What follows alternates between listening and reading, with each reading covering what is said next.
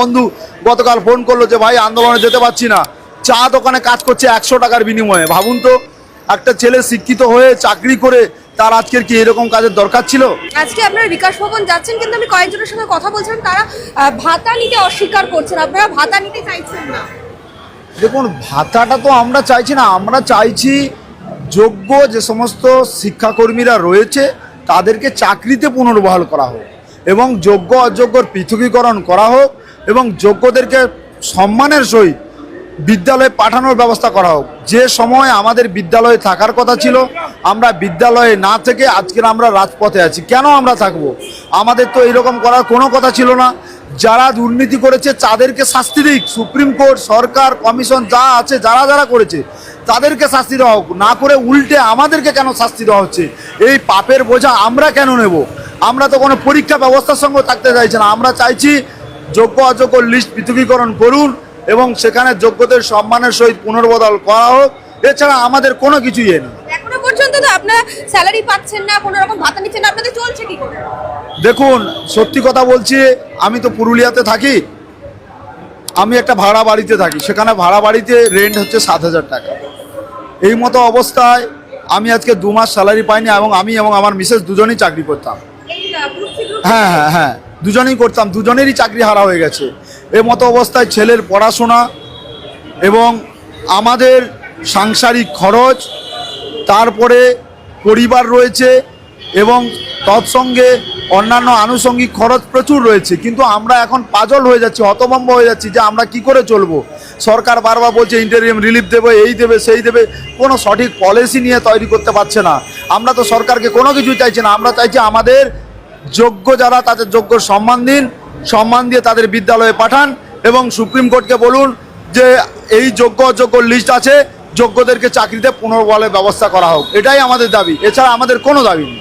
আপনি বললেন আপনার ছেলে রয়েছে, ছেলে কি বেসরকারি স্কুলে পড়াশোনা করে না সরকারি স্কুলে? ছেলে, ছোট ছেলে, 4.5 বছর বয়স। একটা হ্যাঁ হ্যাঁ হ্যাঁ, এই তো বললাম যে রুম ভাড়া দিতে পারছি না, নিজেদের সংসার চালাতে পারছি না, আমরা খুব কঠিন পরিস্থিতির মধ্যে কাটাচ্ছি। তার জন্য তো বারবার ধরে আমরা অনুরোধ করছি যে আমাদের জন্য কিছু ব্যবস্থা করা হোক। আমরা কোনো প্রতিশ্রুতি চাই না, আমাদেরকে বাস্তবভাবে আমাদের সঙ্গে যে প্রবঞ্চনা করা হয়েছে, যে লাঞ্ছনা করা হয়েছে, সেটা থেকে মুক্তি দিন, দিয়ে আমাদেরকে যোগ্য যারা আছি তাদেরকে যোগ্য সম্মান দিয়ে পাঠিয়ে দিন। আমাদের এটা খুব খারাপ লাগছে। আমাকে একটা বন্ধু গতকাল ফোন করলো যে ভাই আন্দোলনে যেতে পারছি না, চা দোকানে কাজ করছে 100 টাকার বিনিময়ে। ভাবুন তো, একটা ছেলে শিক্ষিত হয়ে চাকরি করে তার আজকের কি এরকম কাজের দরকার ছিল? এই পশ্চিমবাংলায় কি কোনো কাজ আছে যে আমরা অল্টারনেটিভ একটা কাজ খুঁজে নেব? আর হঠাৎ করে আমার চাকরিটা চলে গেল, কি কারণে চলে গেল আমি জানি না। আমি অযোগ্যও নয়, সুপ্রিম কোর্টই বলছে অযোগ্য নয়, কেন? তারপরেও চাকরি গেল না। বেশি সংখ্যক দুর্নীতি হয়েছে। কারা দুর্নীতি করেছে? যারা দুর্নীতি করেছে তাদের কোনো বিচার হলো না। বিচার কারা হলো? না, যারা দুর্নীতি করেনি, যারা যোগ্য তাদের প্রতি বিচার হয়ে গেল। তাদেরকে আজকে রাস্তায় বসিয়ে দেওয়া হলো, তাদেরকে আজকে মৃত্যুর দিকে পাঠিয়ে দেওয়া হলো। আমরা এর তীব্র প্রতিবাদ করছি।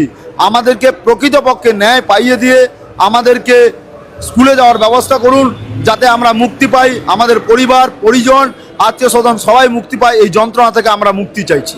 আমরা শিক্ষক শিক্ষিকাদের ক্ষেত্রে যেটা দেখলাম, ওনারা বলছেন পরীক্ষা দেবেন না, অবস্থান বিক্ষোভ করছে, কিন্তু রাজ্য সরকারের পক্ষ থেকে কোনো রকম উত্তর পাওয়া যাচ্ছে না। আপনারা কি উত্তর এখন আশা করছেন? কারণ সদুত্তর কিছু মেলেনি। দেখুন, আমরা তো উত্তর পাচ্ছি না। আমরা তো 24 সালে যখন হাইকোর্টে যখন ক্যান্সেল হয় তবে থেকেই তো আমরা কোনো উত্তরই পাইনি। তবু আমরা দেখুন, আমরা তো যোগ্য, আমরা কতবার একই যোগ্যতার পরীক্ষা বারবার কতবার দেব? আজকে সুপ্রিম কোর্ট বলল যারা চুরি করেছে, যারা দুর্নীতি করেছে, বলছে তারাই পরীক্ষা নেবে। তারা যদি আবার দুর্নীতি করে এর লাইবিলিটি কে নেবে? সুপ্রিম কোর্ট নেবে? হাইকোর্ট নেবে? রাজ্য সরকার নেবে? তার দায় আবার আমাদের 7 বছর পরে যদি আমাদের আবার চাকরি চলে যায়, তার দায় কে নেবে? তার জন্য বলছি যোগ্য অযোগ্যের পৃথকীকরণ করা হোক এবং যারা যোগ্য ছেলে মেয়ে আছে তাদেরকে সসম্মানে পুনর্পদে বহাল করা হোক। আজকে ডেপুটেশন জমা দেওয়ার কথা গ্রুপ সি গ্রুপ ডি কর্মীদের, সেই ডেপুটেশনে আপনারা কি চাইছেন? দেখুন, 3 তারিখে আমাদের রায় হয়েছিল যে 26,000 সবার ক্যান্সেল হয়ে গেছে প্যানেল।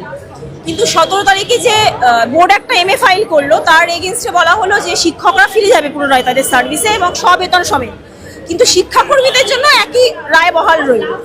সেক্ষেত্রে আমাদের মধ্যে একটা ডিভিশন হয়ে গেল।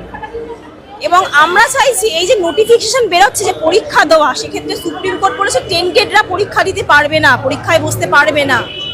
সুপ্রিম কোর্টের রায় অনুযায়ী। কিন্তু সেই পরীক্ষা যখন নোটিফিকেশন বেরোবে, যখন আমরা অ্যাপ্লাই করব, তখন কিন্তু আমাদের লিস্টটা প্রয়োজন হবে। কেন, যখন আমি অ্যাপ্লাই করব তখন কিন্তু আপনি বুঝতে পারবেন না যে আমি টেন্টেড না আমি আনটেন্টেড।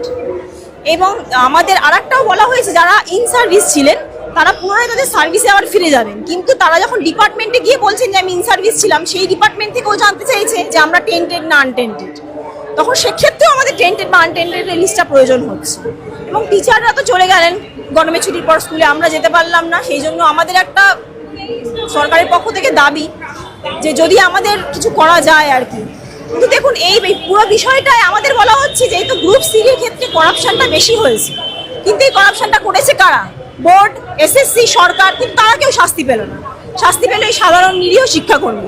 শিক্ষকরা বহাল হয়ে গেল, এক্সটেনশন পেয়েছেন তারা 10 মাস অবধি, কিন্তু আমরা কোনো রকম এক্সটেনশন পাইনি। এই দাবিটাই আমাদের করা হচ্ছে, অন্তত এক্সটেনশনটা দেওয়া হোক বা আমাদের শিক্ষাকর্মীদের একটা নতুন কিছু করা হোক, যেটা আমাদের যেরকম শিক্ষকদের নিয়োগের জন্য একটা পরীক্ষার কথা বলছে, তারা বলছেন পরীক্ষা দেব না। আপনারা সেক্ষেত্রে স্পষ্টভাবে আমাদের পরীক্ষা দেখুন, আমরা পরীক্ষা দেব না বলছি না, কিন্তু আমাদের প্রশ্ন হচ্ছে আমরা কেন পরীক্ষা দেব? একই পোস্টের জন্য আমরা কেন পরীক্ষা দেবো? আমরা তো পরীক্ষা দিয়ে যোগ্য হয়ে চাকরি পেয়েছি, তাহলে সেই পোস্টের জন্য আমরা কেন পরীক্ষা দেবো? পরীক্ষা দেবো না কেউ বলছে না, কেন দেবো সেই উত্তরটা সরকারকে দিতে হবে। যে ভাতা চালু করার কথা বলা হয়েছে, কাগজপত্র আমাদের ডিআই অফিস থেকে জমা নেওয়া হয়েছে, এখনো কিন্তু ভাতা ক্রেডিট হয়নি।